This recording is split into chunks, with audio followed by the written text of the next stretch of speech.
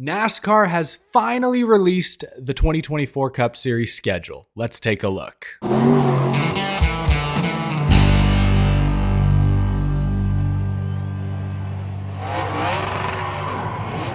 How's it going, y'all? My name is Eric. Welcome to Out of the Groove. Finally, the day has come. We've waited and waited patiently, or in my case, sometimes impatiently, for weeks, if not months. But finally, NASCAR has released the 2024 Cup, Xfinity, and Truck Series schedules. For the sake of this video, we're going to focus on the Cup Series schedule, but in my next episode, we'll talk about changes to the Xfinity and Truck. So make sure you're subscribed to the channel so you don't miss that upcoming video. In the past, NASCAR has promised bold and innovative schedule changes. Rumors recently have run rampant. Let's take a look at what's actually on next year's schedule. Beginning with the Clash at the LA Memorial Coliseum. It returns for a third straight year. Exhibition races should be unique. They should feel special, in my opinion. I'm glad this event is back. More than anything, though, I'm glad it's not a points race like some speculated. NASCAR will then head back east. They will open the regular season with the Daytona 500 scheduled for Sunday, February 18th. And then the next week, they'll head just up the highway to Atlanta Motor Speedway on February 25th. Oh man, this is the first significant change.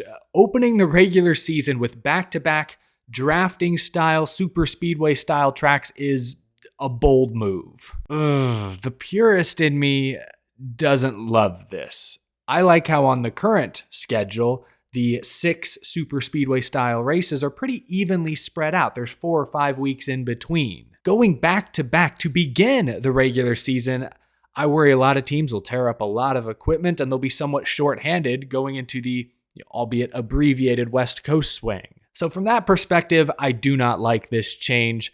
But we have to look at this another way. One, NASCAR is somewhat limited geographically in February and early March. They can really only race at tracks deep in the South or on the West Coast. And with Auto Club Speedway off the schedule next year, that date had to go somewhere. They didn't have many tracks to choose from, I imagine. But secondly, look at it from TV's perspective. The Daytona 500 draws in the biggest ratings, the best TV viewership every single year. Not even close. Now, if you go to Atlanta the next week, give those casual fans more of what they're looking for. I could see Fox hooking fans' attention for longer at the beginning of this season than they have in previous years. So, like anything, it's a trade-off. I'm personally not a fan of front-loading the schedule with back-to-back super speedways. Those events are so unique, I'd rather try to space them out evenly throughout the season, kind of like we do now. But at the same time, this could be a huge win for TV, and at the end of the day, they pay the bills that makes this whole thing go round. So it's hard to please everyone. Anyway, from Atlanta, they'll go to the West Coast swing, like I mentioned, Las Vegas, then Phoenix. It's abbreviated, only 2 races as opposed to 3. Then they're coming back east to Tennessee for the Bristol Spring Race, which will now return to the concrete. This we already knew. Spoiler alert, there are no dirt races on the Cup Series schedule next season. I know this is kind of a hot take. I'm a little disappointed. Bristol Dirt was a better race than the Bristol Night Race this season. I think having a dirt race on the schedule really showcased the driver and car's versatility. With Bristol Dirt gone, I was holding on hope that maybe Eldora would be added to the schedule. I knew it was a long shot, but no, there are no dirt tracks on the schedule. Bristol Concrete instead gets 2 dates. Their spring date returns. Now it's in March once again. This date, the past few years, has not had good luck with the weather. Right there, what is it, March 17th? St. Patrick's Day, right?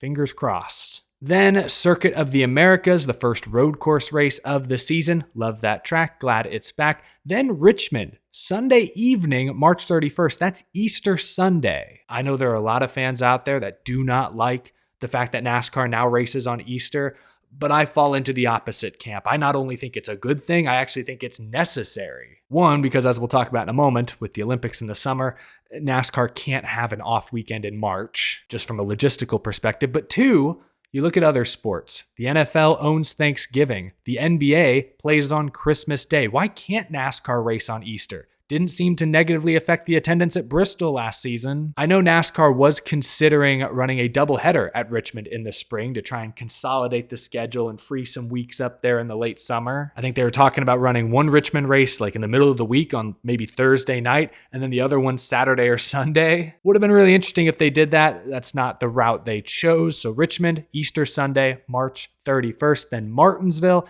Texas has been moved to the spring, April 14th. September is just way too hot for Texas. There was a reason that historically Texas's 2 dates fell in April and November because the heat was actually somewhat bearable that time of year. So April 14th for Texas is great. April 21st, Talladega, then Dover, Kansas, Darlington, no significant changes there. Then North Wilkesboro, once again, lands the all-star race for the second consecutive season. Talked about that some already. We know the track will be repaved, so it will look different than it did earlier this year. After that, the Coca-Cola 600 Memorial Day weekend, Charlotte Motor Speedway, Tradition, then Gateway near St. Louis, June 2nd. Those fans have packed those grandstands the past couple of years. And then Sonoma, June 9th. There was a lot of talk about Sonoma maybe being moved up into that March slot to sort of help fill out the West Coast swing, but nope, Sonoma will stick with a more traditional June date. That is the second road course on the schedule. Then on June 16th, the NASCAR Cup Series will head to Iowa Speedway for the first time ever. This is probably the most significant change to next year's schedule, and it's awesome. I know there are many loyal fans out in Iowa who support their racetrack. It's cool to see them rewarded with a major Cup Series date, but we also have to be honest. This is a consolation prize. It's a really great consolation prize, don't get me wrong. It's like if you're swinging for a grand slam and you just ended up hitting a bases clearing triple. Like, it's still really good. But it's well known at this point that NASCAR was in deep discussions with the city of Montreal, the officials at Circuit Gilles Villeneuve, about potentially bringing the Cup Series north of the border to Canada next year. Recently, those negotiations stalled out. NASCAR has been feeling industry pressure to release the schedule. They opted to go with Iowa. It was an easy choice. They already own the facility. I'll talk more about Iowa in a moment because I'm very excited for this event. I think it's going to be a huge hit. But as excited as I am for Iowa, I'm equally disappointed that Canada will not get a Cup race next year. Montreal is an F1 track. NASCAR's raced there in the past with the Xfinity Series. Bringing the Cup Series to Montreal would have been huge. It would have been a great chance for NASCAR to continue to legitimize their international efforts. They would have had the attention of an entire country. So I hope, while negotiations fell through this year, I hope they're still working on a relationship in the future because NASCAR, the Cup Series, should go race in Canada, and Circuit Gilles Villeneuve is probably the best place to start. But back to Iowa. Again, maybe it was a plan B, but it's a pretty spectacular plan B. I was trying to come up with pros and cons for Iowa. It was way easier to come up with pros than it was cons. Pros, Iowa is an untapped market. It's new for the NASCAR Cup Series. The Xfinity and Truck Series haven't raced there in a few years, so those fans deserve some love. They support IndyCar. They've supported ARCA in the past. I can't wait to see them get a Cup race. That's great. Another pro, drivers love Iowa. Chase Briscoe was on my show last week, and the first track he mentioned wanting to see a Cup race, that was Iowa. He's a big Iowa supporter. Another pro, thanks to Roger Penske and IndyCar, that track is in great condition, it appears. A lot of pros, lots of reasons to look forward to Iowa. The only cons I could come up with, one, maybe not quite as flashy of a TV market as, say, Montreal in Canada would have been. But I think the at-track support for Iowa will still be fantastic. And then the only other con I could think of doesn't really have anything to do with the track itself. It's the car, the short track package. The next gen does not seem to race as well at short ovals as it does other types of tracks. Now, this may be a con, but it could end up being a pro because Iowa, while it is under a mile in length, it's technically a short track. It's always raced more like an intermediate. Many have considered it the intermediate track of short tracks. Multiple lanes, multiple grooves. Perhaps the next gen will put on a fantastic show there. So I guess that con even remains to be seen. That could actually end up being a pro. So again, it may have been a backup plan of sorts if Montreal fell through, but it's a hell of a backup plan to have ready. Iowa's going to be great next year, going to be a fantastic event. I believe where it's situated on the schedule, it will be NBC's opening weekend. So that will also add some extra excitement there. I'm looking forward to it. Iowa Speedway, June 16th. From there, New Hampshire, the Nashville Super Speedway, the Chicago Street Race is scheduled for July 7th. The city does have until I think like the end of December or maybe the end of January to back out, but I think NASCAR is very hopeful that this race will go on next year, July 7th. Then Pocono, July 14th, and this one we've already discussed. The Brickyard 400 returns July 21st, the Indianapolis Oval. I'm excited for it. I just wish they had scheduled it for 3 weeks later, because after the Brickyard 400, you'll kind of notice there's a gap, a 2-week break for the Summer Olympics. NASCAR's TV partner NBC also has the rights to the Summer Olympics. They want to focus their effort on the Olympics for those couple of weeks. NASCAR will have sort of a mid-season halftime break. They'll come back on August 11th with a race at Richmond. See, I just wish they could have swapped Richmond and Indianapolis, because imagine during those 2 weeks of the Olympics when every casual sports fan in America is tuned into NBC to watch gymnastics, swimming, whatever else goes on, they're also seeing advertisement for NASCAR's return to Indianapolis. Oh, I know what Indianapolis is. That's a big deal. Oh, I've heard of NASCAR. That's also a big deal. Oh, the return. Oh, this is like a unique event. I have to tune in. They would have had those 2 weeks to promote the 30th anniversary of the Brickyard 400.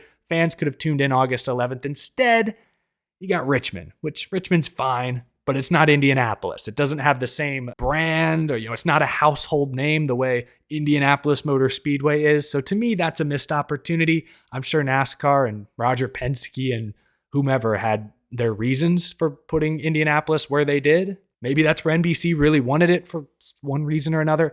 I don't know. I wish they could have flipped Indianapolis and Richmond. That's just me. But Richmond is August 11th, Michigan, August 18th. And then this is where things get weird. The Daytona night race is scheduled for August 24th. Because of the Olympics, because of that extra off week, Darlington, the Southern 500, which once again lands on its traditional Labor Day weekend slot, now becomes the regular season finale.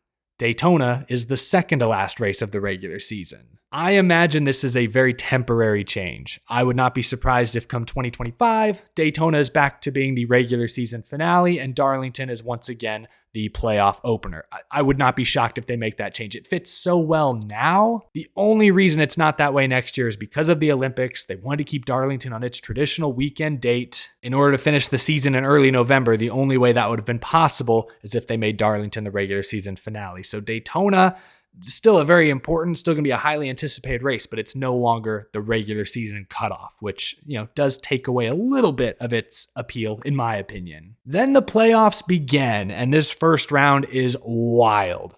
The playoff opener is Atlanta Motor Speedway. That's right, a super speedway style race to open the playoffs. Goodness gracious, you're just asking for trouble. From there, the Cup Series will go to Watkins Glen. That's right, Watkins Glen is now a playoff race. The Bristol night race will once again be the first round cutoff. That doesn't change. The second round is similar to how it is today. Replace Texas with now Kansas for next year, then Talladega, then the Charlotte Roval. Actually, that is significant. Recent rumors suggested a return to the Oval. And maybe things could still change, but right now, they intend on bringing back the Roval for another season, which means 2 road courses, and I mentioned Talladega a moment ago, also 2 super speedway style races in the playoffs. I don't know how I feel about that. I would have been okay with 2 super speedways and 1 road course, or 2 road courses and 1 super speedway, but 2 and 2. I mean, okay, you got Bristol and Martinsville, so you also have 2 short tracks. Kansas, Vegas, Homestead, 3.5 miles, and then you have Phoenix, which is kind of its own thing. I mean, I guess you could argue the 10 race playoffs now is as balanced as it's ever been. Atlanta as the playoff opener, though, that does stress me out a bit. We'll see. In the round of 8, you got Las Vegas, Homestead, Martinsville, and then Phoenix once again for the championship. Although the season has actually been extended by 1 calendar week, Phoenix will not be the first weekend in November. It'll be the second weekend, November 10th. Again, the Olympics in the summer, once every 4 years, that's kind of messing some of these things up, forcing NASCAR to make some maybe less than preferred changes. Phoenix, November 10th for the finale. There you have it. There is the full 2024 NASCAR Cup Series schedule. It's okay. It's fine. We were promised bold and innovative. We didn't really get that, but I think Montreal was going to be the bold change. Didn't work out. Disappointing, but it is what it is. Iowa is exciting. I think Iowa is going to be cool. I'm always happy to see another short oval. I just hope the short track aero package is better next year. Maybe Iowa is going to be so good that it doesn't matter what shortcomings the car has. Other than that, 2 road courses, 2 super speedways in the playoffs. Man, I get that super speedway racing and road course racing are both becoming, more important skills to learn if you're a race car driver. Got more super speedways and more road courses on the schedule nowadays than we ever have before. Like, you got to be good at all styles of stock car racing to succeed in the Cup Series. So from that perspective, I get it, but it's a little more radical. It's going to take some getting used to. Let me know what you think down in the comment section below. Which dates are you most excited for? Which changes are you just not a fan of? Be honest with me. Let me know down in the comment section below. Lots of other news. We'll talk about the Xfinity and truck schedules as well in tomorrow's video, most likely. This was just a focus on the Cup Series, but thanks for watching. Leave a like if you enjoyed. Subscribe if you're new. Thank you to my Patreon supporters. I will see y'all again tomorrow. Like I said, thank you for watching. I'll catch you in the next episode.